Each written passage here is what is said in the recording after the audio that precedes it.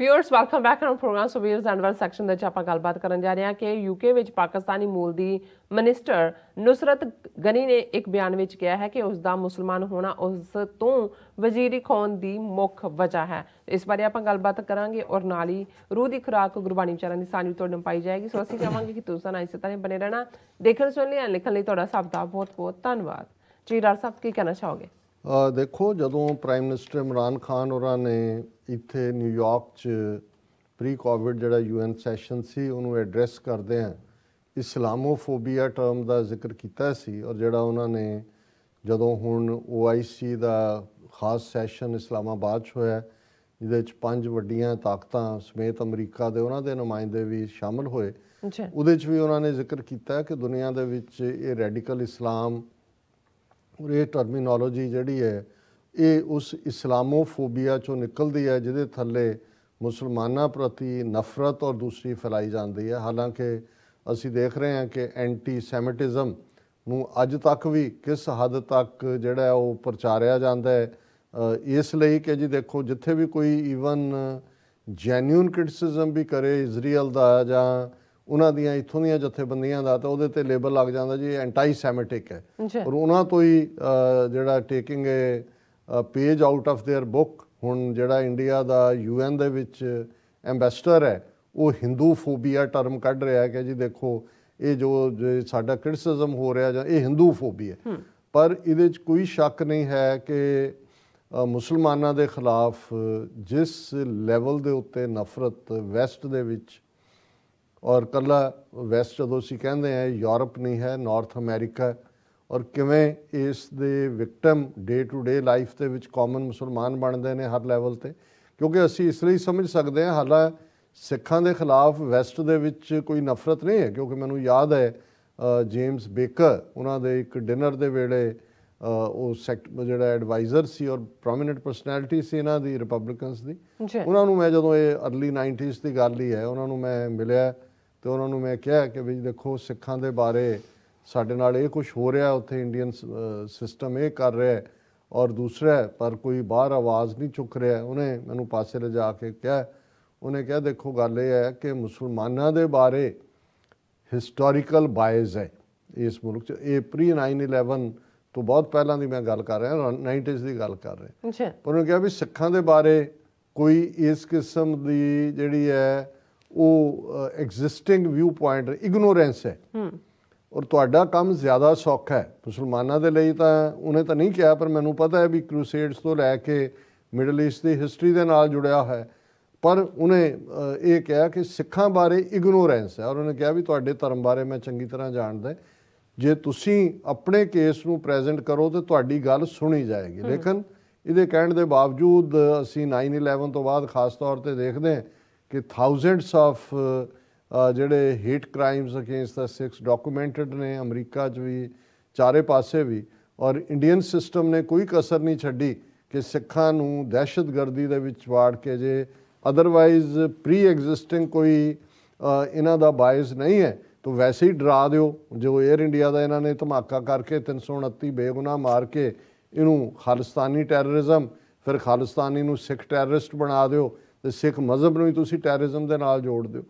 ਪਰ ਜਿਹੜਾ ਇਸਲਾਮੋਫੋਬੀਆ ਹੈ ਉਸ ਦਾ ਕਿਸ ਹੱਦ ਤੱਕ ਇੰਪੈਕਟ ਹੈ ਇਹ ਨਹੀਂ ਵੀ ਕਾਮਨਰ ਡੇ ਟੂ ਡੇ ਮਹਿਸੂਸ ਕਰਦਾ ਹੈ ਜਾਂ ਵਰਕ ਪਲੇਸ ਦੇ ਉੱਤੇ ਕਰਦੇ ਨੇ। ਹੁਣ ਪਿਛਲੇ ਦਿਨਾਂ 'ਚ ਨੁਸਰਤ ਗਨੀ ਜਿਹੜੀ MP ਹੈ, ਜ਼ਾਹਰ ਹੈ ਬ੍ਰਿਟਿਸ਼ ਪਾਰਲੀਮੈਂਟ ਦੀ ਰਿਪਬਲਿਕਨ, ਜਿਸ 'ਚੋਂ ਜਿਹਨੂੰ ਟੋਰੀ ਪਾਰਟੀ ਕਹਿੰਦੇ ਨੇ, ਔਰ ਵਜ਼ੀਰ ਬਣਾਇਆ ਗਿਆ। ਜਦੋਂ ਨੁਸਰਤ ਗਨੀ ਵਜ਼ੀਰ ਬਣੀ ਹੈ ਬੜੀ ਚਰਚਾ ਹੋਈ ਸਾਰੇ ਪਾਸੇ। ਹੁਣ ਉਹਨੂੰ ਜਦੋਂ ਕੈਬਨਿਟ 'ਚੋਂ ਡਰੋਪ ਕੀਤਾ ਗਿਆ ਔਰ ਕੋਈ ਐਸਾ ਵੀ ਸਾਹਮਣੇ ਨਹੀਂ ਆਇਆ, ਨਹੀਂ ਤਾਂ ਬਹੁਤਿਆਂ ਦਾ ਤਾਂ ਹੁੰਦਾ ਕੋਈ ਵੱਡਾ ਸਕੈਂਡਲ ਸਾਹਮਣੇ ਆਇਆ ਜਾਂ ਦੂਜਾ। ਹੁਣ ਪਿਛਲੇ ਦਿਨਾਂ 'ਚ ਨੁਸਰਤ ਗਨੀ ਨੇ ਇਹ ਕਿਹਾ ਕਿ ਜੀ ਮੈਨੂੰ ਸਿਰਫ ਮੇਰਾ ਮੁਸਲਮਾਨ ਹੋਣਾ ਹੀ ਇੱਕ ਰੀਜ਼ਨ ਹੈ ਕਿ ਮੈਨੂੰ ਕੈਬਨਿਟ 'ਚੋਂ ਡਰੋਪ ਕੀਤਾ ਗਿਆ। ਔਰ ਉਹਨਾਂ ਨੇ ਜਿਹੜਾ ਜਦੋਂ ਹੁਣ ਪਬਲਿਕਲੀ ਜਿਹੜੀ ਮਿਨਿਸਟਰ ਰਹੀ ਆ ਉਸ ਦਾ ਰੌਲਾ ਪਿਆ ਔਰ ਬੋਰਿਸ ਜੌਨਸਨ ਨੇ ਇਸ ਦੇ ਉੱਤੇ ਜਿਹੜੀ ਹੈ, ਕਿਉਂਕਿ ਪਾਰਟੀ ਲੀਡਰ ਉਹੀ ਹੈ, ਇੱਕ ਪੂਰੀ ਜਿਹੜੀ ਹੈ ਅੰਦਰੂਨੀ ਕੈਬਨਿਟ ਇਨਵੈਸਟੀਗੇਸ਼ਨ ਦੇ ਹੁਕਮ ਦਿੱਤੇ ਨੇ। ਕਿਉਂਕਿ ਉਹਨਾਂ ਨੇ ਕਿਹਾ ਸੀ ਕਿ ਮੈਨੂੰ ਮੁਸਲਿਮ ਹੋਣ ਕਰਕੇ ਜਿਹੜਾ ਹੈ ਉਹ ਬਰਖਾਸਤ ਕੀਤਾ ਗਿਆ ਉਹ ਸਾਰੇ 'ਚੋਂ। ਔਰ ਇਹ ਉਹਨਾਂ ਨੇ ਜੌਨਸਨ ਨੇ ਕਿਹਾ ਕਿ ਜੀ ਅਸੀਂ ਜਿਹੜਾ ਇਸ ਦੀ ਇਨਵੈਸਟੀਗੇਸ਼ਨ ਕਰ ਰਹੇ ਹਾਂ। ਹਾਲਾਂਕਿ ਮੈਂ ਨੁਸਰਤ ਗਨੀ ਦੀ ਜਦੋਂ ਪਹਿਲਾਂ ਸਟੇਟਮੈਂਟ ਦੇਖੀ, ਉਹਨਾਂ ਨੇ ਈਵਨ ਇੱਕ ਪਾਰਟੀ ਵਿਪ ਦਾ ਜ਼ਿਕਰ ਵੀ ਕੀਤਾ। ਉਹ ਮੈਨੂੰ ਨਿਊਜ਼ ਦੁਬਾਰਾ ਨਹੀਂ ਮੇਰੇ ਸਾਹਮਣੇ ਆਈ, ਮੈਂ ਜਿਹੜੀ ਲੇਟੈਸਟ ਮੇਰੇ ਕੋਲ ਹੈ ਕਿ ਵੀ ਇਹ ਜੌਨਸਨ ਨੇ ਇਹ ਇਨਵੈਸਟੀਗੇਸ਼ਨ ਦਿੱਤੀ ਹੈ। ਔਰ ਉਹਦੇ 'ਚ ਇਹੀ ਕਿਹਾ, ਉਹਨੇ ਜਦੋਂ ਮੰਗ ਵੀ ਕੀਤੀ ਨੁਸਰਤ ਗਨੀ ਨੇ, ਉਹਨੇ ਕਿਹਾ ਕਿ ਵੀ ਮੈਂ ਇਹ ਚਾਹੁੰਦੀ ਹਾਂ ਕਿ ਇਸ ਸਾਰੇ ਇਸ਼ੂ ਨੂੰ ਸੀਰੀਅਸਲੀ ਲਿਆ ਜਾਏ, ਦੀ ਇਨਵੈਸਟੀਗੇਸ਼ਨ ਕਰਾਈ ਜਾਏ। ਔਰ ਉਹਨਾਂ ਨੇ ਬੋਰਿਸ ਜੌਨਸਨ ਦੇ ਇਸ ਫੈਸਲੇ ਦਾ ਕਿ ਇਹਨੂੰ ਇਨਵੈਸਟੀਗੇਟ ਕੀਤਾ ਜਾਏਗਾ ਉਸ ਦਾ ਨੂੰ ਵੈਲਕਮ ਕੀਤਾ। ਸੋ ਇਸ ਤੋਂ ਅਸੀਂ ਅੰਦਾਜ਼ਾ ਲਾ ਸਕਦੇ ਹਾਂ ਕਿ ਜੇ ਇਸ ਲੈਵਲ ਦੇ ਉੱਤੇ ਆਪਣੀ ਪਾਰਟੀ ਲਈ ਜਿਹਨੇ ਕੰਮ ਕੀਤਾ, ਆਪਣੇ ਹਲਕੇ 'ਚੋਂ MP ਚੁਣੀ ਗਈ, ਕੈਬਨਿਟ ਦੇ ਵਿੱਚ ਉਹਨੂੰ ਲਿਆ ਗਿਆ, ਪਰ ਉਹਦਾ ਮੁਸਲਮਾਨ ਹੋਣਾ ਹੀ ਜਿਹੜਾ ਉਸ ਦੇ ਰਸਤੇ ਦੀ ਰੁਕਾਵਟ ਬਣਿਆ ਜਾਂ ਉਸ ਨੂੰ ਜਿਹੜਾ ਉਹ ਉਸ ਤੋਂ ਕੱਢਿਆ ਗਿਆ। ਇਸ ਤੋਂ ਆਮ ਲੋਕ ਕਿਸ ਕਿਸਮ ਦੀ ਇਸ ਨਫ਼ਰਤ ਦੇ ਵਿੱਚ ਜੀ ਰਹੇ ਨੇ। ਅਸੀਂ ਤਾਂ ਰੋਜ਼ਾਨਾ ਜਿਹੜੇ 1 ਮਿਲੀਅਨ ਸਿੱਖ ਇੱਥੇ ਬੈਠੇ ਨੇ ਜਾਂ ਬਾਹਰ, ਉਹ ਤਾਂ ਫੇਸ ਕਰਦੇ ਨੇ। ਤੁਸੀਂ ਪਬਲਿਕ 'ਚ ਨਿਕਲਦੇ ਹੋ, ਸੈਰ ਕਰਨ ਜਾਂਦੇ ਹੋ, ਤੁਸੀਂ ਪਬਲਿਕ ਪਲੇਸਿਸ 'ਤੇ ਕਿਵੇਂ, ਕਿਉਂਕਿ ਇਹ ਇੱਕ ਕਿਸਮ ਦਾ ਜਿਹੜਾ ਖੌਫ ਪੈਦਾ ਕੀਤਾ ਹੋਇਆ। ਬਹੁਤ ਵਾਰ ਇੱਕ ਜਿਹੜੀ ਅਗਿਆਨਤਾ ਹੁੰਦੀ ਹੈ ਉਹੀ ਖੌਫ ਦਾ ਕਾਰਨ ਵੀ ਬਣਦੀ ਹੈ। ਲੇਕਿਨ ਜੇ ਆਲਰੇਡੀ ਬਾਇਜ਼ ਕ੍ਰੀਏਟ ਕੀਤਾ ਹੋਏ, ਪ੍ਰੋਪੇਗੈਂਡਾ ਇਹ ਹੋਏ ਵੀ ਤੁਸੀਂ ਹਰ ਦਹਿਸ਼ਤਗਰਦੀ ਦੀ ਇਨਸੀਡੈਂਟ ਦੇ ਨਾਲ ਉਹਨੂੰ ਇਸਲਾਮ ਨੂੰ ਜੋੜ ਦੇਣਾ ਹੈ ਜਾਂ ਸਿੱਖੀ ਨੂੰ ਜੋੜ ਦੇਣਾ ਹੈ, ਧਰਮ ਨੂੰ, ਜੋ ਉੱਥੇ ਹਿੰਦੂਤਵਾ ਵਾਲੇ ਕਰਦੇ ਨੇ। ਤੇ ਇੱਥੇ ਵੀ ਮੀਡੀਆ ਨੇ ਕੋਈ ਘੱਟ ਨਹੀਂ ਕੀਤੀ ਹੋਈ, ਕਿਉਂਕਿ ਇਹ ਜਿਸ ਹੱਦ ਤੱਕ ਜਾ ਕੇ ਇਹ ਫੌਕਸ ਨਿਊਜ਼ ਔਰ ਇਹਨਾਂ ਦਾ ਐਕਸਟ੍ਰੀਮ ਮੀਡੀਆ ਰਾਈਟ ਵਿੰਗਰ ਉਹ ਇਸਲਾਮ ਦੇ ਖਿਲਾਫ ਔਰ ਜੋ ਮਾਹੌਲ ਸਿਰਜਦਾ ਰਿਹਾ, ਇਸਲਾਮੋਫੋਬੀਆ ਅੱਜ ਰੀਅਲੀ ਐਗਜ਼ਿਸਟ ਕਰਦਾ ਹੈ, ਜਿਹੜਾ ਕਿ ਬਹੁਤ ਵੱਡਾ ਜਿਹੜਾ ਇੱਕ ਘਾਤਕ ਕਾਰਨ ਹੈ ਜਿਸ ਨੇ ਚਾਰ ਚਫੇਰੇ ਨਫ਼ਰਤ ਫੈਲਾਈ ਹੋਈ ਹੈ। ਔਰ ਕਨਕਲੂਜਨ ਤੋਂ ਪਹਿਲਾਂ ਜਿਵੇਂ ਅਸੀਂ ਰੋਜ਼ਾਨਾ ਰੂਹਾਨੀ ਵਿਚਾਰ ਕਰਦੇ ਹਾਂ, ਗੁਰੂ ਗ੍ਰੰਥ ਸਾਹਿਬ ਦੀ ਬਾਣੀ 'ਚੋਂ, ਗੁਰੂ ਨਾਨਕ ਸਾਹਿਬ ਦੀ ਬਾਣੀ ਹੈ ਸ੍ਰੀ ਰਾਗ। ਗੁਰੂ ਗ੍ਰੰਥ ਸਾਹਿਬ 31 ਰਾਗਾਂ ਦੇ ਵਿੱਚ ਹੈ ਔਰ ਇਹ ਸ੍ਰੀ ਰਾਗ ਨੂੰ ਗੁਰੂ ਨਾਨਕ ਸਾਹਿਬ ਨੇ ਇੱਕ ਉੱਤਮ ਰਾਗ ਜਿਹੜਾ ਉਹ ਬਿਆਨਿਆ। ਔਰ ਇਹ ਸ਼ਬਦ ਹੈ, ਵਣਜ ਕਰੋ ਵਣਜਾਰਿਓ ਵੱਖਰ ਲਿਹੋ ਸਮਾਲ, ਤੈਸੀ ਵਸਤ ਵਿਸਾਈ ਹੈ ਜੈਸੀ ਨਿਭ ਹੈ ਨਾਲ, ਅੱਗੇ ਸ਼ਾਹੋ ਸੁਜਾਨ ਹੈ ਲੈਸੀ ਵਸਤ ਸਮਾਲ, ਭਾਈ ਰੇ ਰਾਮ ਕਹੋ ਚਿਤ ਲਾਏ, ਹਰ ਜਸ ਵੱਖਰ ਲੈ ਚਲੋ ਸ਼ੌ ਦੇਖੈ ਪਤੀ ਆਏ। ਰਹਾਉ, ਜਿਵੇਂ ਰਹਾਉ ਦੀ ਤੁਕ ਸੈਂਟਰਲ ਨੁਕਤਾ ਹੁੰਦਾ ਹੈ ਕਿ ਹੇ ਮੇਰੇ ਵੀਰ, ਹੇ ਮੇਰੇ ਭਰਾ, ਹੇ ਮੇਰੇ ਦੋਸਤ, ਉਸ ਰੱਬ ਦੇ ਨਾਂ ਨੂੰ, ਰਾਮ ਦਾ ਮਤਲਬ ਹੈ ਰਮਿਆ ਹੋਇਆ, ਜਿਹੜਾ ਹਰ ਕਣ ਕਣ ਦੇ ਵਿੱਚ ਹੈ, ਜ਼ਰਰੇ ਜ਼ਰਰੇ ਦੇ ਵਿੱਚ ਜਿਹੜਾ ਵਾਹਿਗੁਰੂ ਹੈ, ਅੱਲਾ ਹੈ, ਖੁਦਾ ਹੈ, ਉਹਨੂੰ ਆਪਣੇ ਅੰਦਰੋਂ ਯਾਦ ਕਰ। ਚਿੱਤ ਲਾਏ, ਸਿਰਫ ਜ਼ਬਾਨ ਨਾਲ ਨਹੀਂ, ਉਹਨੂੰ ਆਪਣੇ ਚਿੱਤ ਦੇ ਨਾਲ। ਤੈਨੂੰ ਇਹ ਜ਼ਿੰਦਗੀ ਮਿਲੀ ਹੈ, ਹਰ ਜਸ ਵੱਖਰ ਲੈ ਚਲੋ। ਹੁਣ ਇੱਥੇ ਕਿਉਂਕਿ ਗੁਰਬਾਣੀ 'ਚ ਵਣਜਾਰੇ ਅਸਲ 'ਚ ਇਹ ਟਰਮ ਸੀ ਜਿਹੜੇ ਘੁੰਮ ਘੁੰਮ ਕੇ ਆਪਣਾ ਸੌਦਾ ਵੇਚਦੇ ਹੁੰਦੇ ਸੀ, ਇੱਕ ਥਾਂ ਤੋਂ ਦੂਸਰਾ ਕਾਫਲਿਆਂ 'ਚ ਜਾਣਾ। ਔਰ ਵਣਜਾਰਾ ਲਫ਼ਜ਼ ਵਣਜ ਤੋਂ ਆਇਆ, ਵਣਜ ਵਸਤੂ ਨੂੰ ਕਹਿੰਦੇ ਨੇ, ਲੂਣ, ਤੇਲ, ਆਟਾ, ਸਾਬਣ, ਜੋ ਵੀ ਲੋੜੀਂਦੀਆਂ ਚੀਜ਼ਾਂ ਫਿਰ ਅਗਲੇ ਪੜਾਅ 'ਤੇ। ਸੋ ਗੁਰੂ ਸਾਹਿਬ ਯਾਦ ਦਹਾਨੀ ਕਰਵਾਉਂਦੇ ਨੇ ਕਿ ਅਸੀਂ ਕਿਉਂਕਿ ਵਣਜਾਰਿਆਂ ਦਾ ਇੱਕ ਹੱਟੀਦਾਰ ਹੈ, ਜਿਹਦੀ ਹੱਟੀ ਹੈ, ਉਹ ਪਿੰਡ 'ਚ ਹੈ, ਸ਼ਹਿਰ 'ਚ ਉਹ ਪੱਕਾ ਹੈ। ਵਣਜਾਰੇ ਦੀ ਕੋਈ ਹੱਟੀ ਨਹੀਂ ਹੈ, ਉਹ ਜਿਹੜਾ ਤੁਰਦਾ ਫਿਰਦਾ ਉਹ ਵਣਜ ਕਰ ਰਿਹਾ ਹੈ। ਤੇ ਗੁਰੂ ਸਾਹਿਬ ਨੇ ਇਸ ਸੰਸਾਰ ਨੂੰ ਵੀ ਇਹ ਕਿਹਾ ਕਿ ਭਾਈ ਅਸੀਂ ਜਿਹੜੇ ਹੈ ਸਾਡਾ ਪੱਕਾ ਟਿਕਾਣਾ ਨਹੀਂ ਹੈ, ਅਸੀਂ ਤਾਂ ਵਣਜਾਰੇ ਹਾਂ, ਵਣਜ ਕਰਨ ਆਏ। ਤੇ ਵਣਜ ਕਾਹਦੀ ਕਰੀਏ? ਜੇ ਸੱਚੇ ਨਾਮ ਦੀ ਵਣਜ ਕਰਾਂਗੇ ਤੇ ਸ਼ੌ ਦੇਖੈ ਪਤੀ ਆਏ।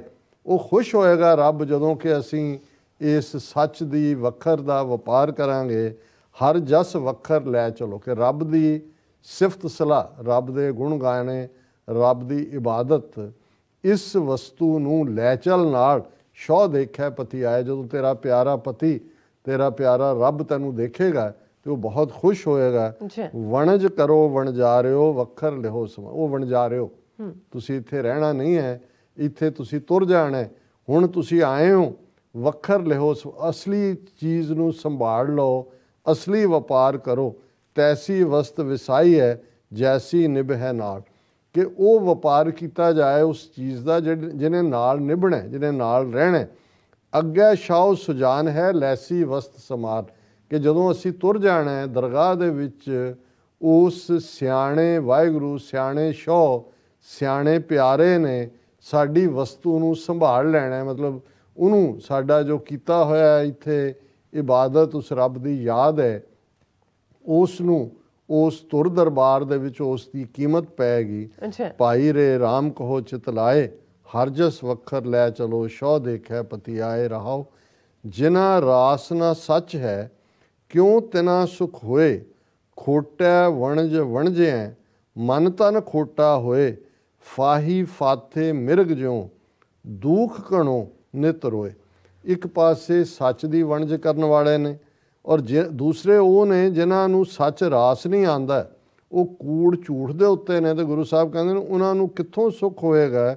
ਖੋਟੇ ਵਣਜ ਵਣਜੀ ਆ, ਜੇ ਤੁਸੀਂ ਖੋਟ ਦਾ ਜੀਵਨ, ਕੂੜ ਦਾ ਜੀਵਨ ਜੀਓਗੇ, ਉਸ ਵਣਜ ਨੂੰ ਵਣਜੋਗੇ, ਤੇ ਮਨ ਤਨ ਖੋਟਾ, ਤੁਹਾਡਾ ਅੰਦਰ ਵੀ ਤੇ ਤਨ ਵੀ ਉਹ ਖੋਟੇ ਹੋਣਗੇ। ਉਹ ਇਵੇਂ ਹੀ ਹੈ ਜਿਵੇਂ ਇੱਕ ਮਿਰਗ, ਹਿਰਨ ਜਿਹੜਾ ਉਹ ਸ਼ਿਕਾਰੀ ਦੇ ਜਾਲ 'ਚ ਫਸ ਜਾਂਦਾ ਹੈ। ਤੁਸੀਂ ਜੇ ਕੂੜ ਦੇ ਵਿੱਚੋਂ, ਫਿਰ ਤੁਸੀਂ ਕੂੜ ਦੇ ਜਾਲ 'ਚ ਫਸ ਕੇ ਆਪਣੀ ਜ਼ਿੰਦਗੀ ਨੂੰ ਬਿਰਥਾ ਗਵਾ ਰਹੇ ਹੋ। ਫਾਹੀ ਫਾਥੇ ਮਿਰਗ ਜਿਉ ਦੁੱਖ ਘਣੋ ਨਿਤ ਰੋਏ, ਕਿ ਫਿਰ ਤੁਸੀਂ ਘਣੇ ਦੁੱਖ ਸਹੋਗੇ, ਰੋਵੋਗੇ ਜੇ ਕੂੜ ਦਾ ਸਹਾਰਾ ਲੋਗੇ। ਖੋਟੇ ਪੋਤੇ ਨਾ ਪਵੈ ਤਿਨ ਹਰ ਗੁਰ ਦਰਸ ਨਾ ਹੋਏ, ਖੋਟੇ ਜ਼ਾਤ ਨਾ ਪਤ ਹੈ ਖੋਟ ਨਾ ਸੀਜਸ ਕੋਏ। ਖੋਟੇ ਖੋਟ ਕਮਾਵਣਾ ਆਏ ਗਿਆ ਪਤ ਖੋਏ। ਹੁਣ ਪੋਤਾ ਫਾਰਸੀ ਦੇ ਵਿੱਚ ਪੋਤਾ ਕਹਿੰਦੇ ਨੇ ਖਜ਼ਾਨੇ ਨੂੰ, ਟ੍ਰੇਜਰ 'ਚ। ਹੁਣ ਜਦੋਂ ਬਾਦਸ਼ਾਹਾਂ ਜਾਂ ਨਵਾਬਾਂ ਜਾਂ ਮਲਕਾਂ ਦੇ ਸਾਹਮਣੇ ਜਿਹੜੇ ਰੈਵਨਿਊ ਦਿੱਤੇ ਜਾਂਦੇ ਸੀ, ਉਹ ਸਿੱਕੇ ਸੀ। ਖੋਟਾ ਸਿੱਕਾ ਤਾਂ ਨਹੀਂ ਸੀ ਉਹ ਲੈਂਦੇ, ਤੇ ਉਹ ਖਜ਼ਾਨੇ 'ਚ ਨਹੀਂ ਸੀ ਜਮ੍ਹਾਂ ਹੁੰਦਾ।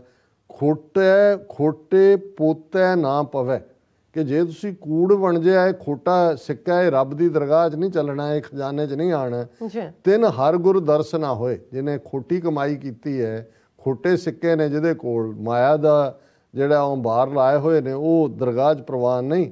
ਖੋਟੇ ਜ਼ਾਤ ਨਾ ਪਤ ਹੈ ਖੋਟ ਨਾ ਸੀਜਸ ਕੋਏ, ਕਿ ਕੋਈ ਵੀ ਜਿਹੜੀ ਖੋਟ ਹੈ ਉਹਦੀ ਤਾਂ ਕੋਈ ਜ਼ਾਤ ਪਤ ਹੁੰਦੀ ਨਹੀਂ। ਇਹਨੂੰ ਜਿਹੜਾ ਕੋਈ ਵੀ ਜਿਹੜਾ ਇਸ ਦੇ ਨਾਲ ਕਾਮਯਾਬ ਨਹੀਂ ਹੋ ਸਕਦਾ, ਕੋਈ ਸਕਸੈਸਫੁਲ ਨਹੀਂ ਹੁੰਦਾ। ਖੋਟੇ ਖੋਟ ਕਮਾਵਣਾ ਆਏ ਗਿਆ ਪਤ ਖੋਏ, ਕਿ ਜਿਹੜਾ ਖੋਟਾ ਹੈ ਉਹਨੇ ਇੱਥੇ ਵੀ ਖੋਟ ਕਮਾਇਆ ਤੇ ਆਇਆ ਤੇ ਆਪਣੀ ਪਤ ਗਵਾ ਕੇ, ਆਪਣੀ ਆਨਰ ਗਵਾ ਕੇ ਉਹ ਜਾਏਗਾ। ਅਖੀਰਲੇ ਸ਼ਲੋਕ 'ਚ ਗੁਰੂ ਸਾਹਿਬ ਕਹਿੰਦੇ ਨੇ, ਨਾਨਕ ਮਨ ਸਮਝਾਈ ਹੈ ਗੁਰ ਕੈ ਸ਼ਬਦ ਸਲਾਹ, ਰਾਮ ਨਾਮ ਰੰਗ ਰਤਿਆਂ ਭਾਰ ਨਾ ਪਰਮ ਤੇ ਨਾਹ, ਹਰ ਜਪ ਲਾਹਾ ਅਗਲਾ ਨਿਰਭਉ ਹਰ ਮਨ ਮਾਹ। ਗੁਰੂ ਨਾਨਕ ਸਾਹਿਬ ਫਰਮਾਉਂਦੇ ਨੇ ਕਿ ਇਸ ਮਨ ਨੂੰ ਸਮਝਾਈਏ, ਸਮਝੇਗਾ ਗੁਰੂ ਦੇ ਸ਼ਬਦ ਦੀ ਸਲਾਹ ਦੇ ਨਾਲ, ਗੁਰੂ ਦੇ ਉਸ ਉਪਦੇਸ਼ਾਂ ਦੇ ਨਾਲ ਜੋੜ ਕੇ। ਰਾਮ ਨਾਮ ਰੰਗ ਰਤਿਆ, ਜਦੋਂ ਇਹ ਮਨ ਉਸ ਰੱਬ ਦੀ ਯਾਦ, ਰੱਬ ਦੇ ਨਾਂ ਦੇ ਰੰਗ ਵਿੱਚ ਰਤਿਆ ਗਿਆ, ਇਮਰਸ ਹੋ ਗਿਆ, ਭਾਰ ਨਾ ਭਰਮ ਤੇ ਨਾ, ਉਹਨਾਂ ਨੂੰ ਫਿਰ ਉਹਨਾਂ ਦੇ ਉੱਤੇ ਕੋਈ ਸ਼ੰਕਾ, ਕੋਈ ਸਵਾਲ, ਕੋਈ ਦੁਬਿਧਾ ਦਾ ਭਾਰ ਉਹਨਾਂ ਦੇ ਮਨ 'ਤੇ ਨਹੀਂ ਰਹਿੰਦਾ। ਉਹ ਹਲਕੇ ਫੁੱਲ ਹੁੰਦੇ ਨੇ, ਰੱਬ ਦੇ ਰੰਗ 'ਚ ਰੰਗੇ ਹੁੰਦੇ ਨੇ। ਹਰ ਜਪ ਲਾਹਾ ਅਗਲਾ, ਉਹ ਰੱਬ ਦੀ ਯਾਦ ਦੇ ਵਿੱਚ ਆਪਣਾ ਅਗਲਾ ਜੀਵਨ ਉਸ ਨੂੰ ਸਵਾਰ ਲੈਂਦੇ ਨੇ। ਨਿਰਭਉ ਹਰ ਮਨ ਮਾਹ, ਉਹਨਾਂ ਦੇ ਅੰਦਰ ਹਮੇਸ਼ਾ ਜਿਹੜਾ ਨਿਰਭਉ ਰੱਬ ਵਸਦਾ ਹੈ। ਉਹ ਫਿਰ ਕਿਸੇ ਦੁਨੀਆ ਦੇ ਬਾਦਸ਼ਾਹ, ਰਾਜੇ, ਸਿਸਟਮ, ਦੌਲਤ, ਉਸ ਦੇ ਖੌਫ ਜਾਂ ਉਹਦੇ ਲਾਲਚ ਨਹੀਂ ਆਉਂਦੇ। ਉਹ ਨਿਡਰ ਹੋ ਕੇ ਆਪਣੀ ਜ਼ਿੰਦਗੀ ਜਿਉਂਦੇ ਨੇ। ਇਹ ਅੱਜ ਦਾ ਵਿਚਾਰ ਜੀ। ਰਾਜ ਸਾਹਿਬ ਤੁਹਾਡਾ ਬਹੁਤ ਬਹੁਤ ਸ਼ੁਕਰੀਆ, ਤੁਸੀਂ ਅੱਜ ਦੇ ਐਮੀ ਸ਼ੋ ਤੇ ਅੱਜ ਦਾ ਵਿਚਾਰ ਸਾਡੇ ਦਰਸ਼ਕਾਂ ਨਾਲ ਸਾਂਝਾ ਕੀਤਾ। ਸੋ ਇਸ ਨਾਲ ਆਪਣੇ ਵਿਊਅਰਸ ਕੋਲ ਨੇ ਇਜਾਜ਼ਤ। ਵਿਊਅਰਸ, ਸਾਡੇ ਪ੍ਰੋਗਰਾਮ ਦਾ ਸਮਾਂ ਇੱਥੇ ਸਮਾਪਤ ਹੁੰਦਾ। ਤੁਸੀਂ ਆਪਣਾ ਰਾਏ ਤੇ ਸੁਝਾਅ ਸਾਨੂੰ ਭੇਜਣਾ ਭੁੱਲਣਾ ਸਾਡੇ ਇਸ ਪਤੇ ਤੇ SOSHV ਤੇ ਅਸੀਂ ਆਪਣਾ ਪ੍ਰੋਗਰਾਮ ਲੈ ਕੇ ਫਿਰ ਦੁਬਾਰਾ ਤੁਹਾਡੇ ਰੂਬਰੂ ਹੋਵਾਂਗੇ। ਤਦ ਤੱਕ ਲਈ ਮੈਨੂੰ ਤੇ ਆਪਣਾ ਸੁਣਾ ਗਿਆ ਦੋ ਦੇਖਦੇ ਰਹੋ TV 84। ਬੁਲਾ ਦਿਓ ਫਤਿਹ। ਵਾਹਿਗੁਰੂ ਜੀ ਕਾ ਖਾਲਸਾ, ਵਾਹਿਗੁਰੂ ਜੀ ਕੀ ਫਤਿਹ।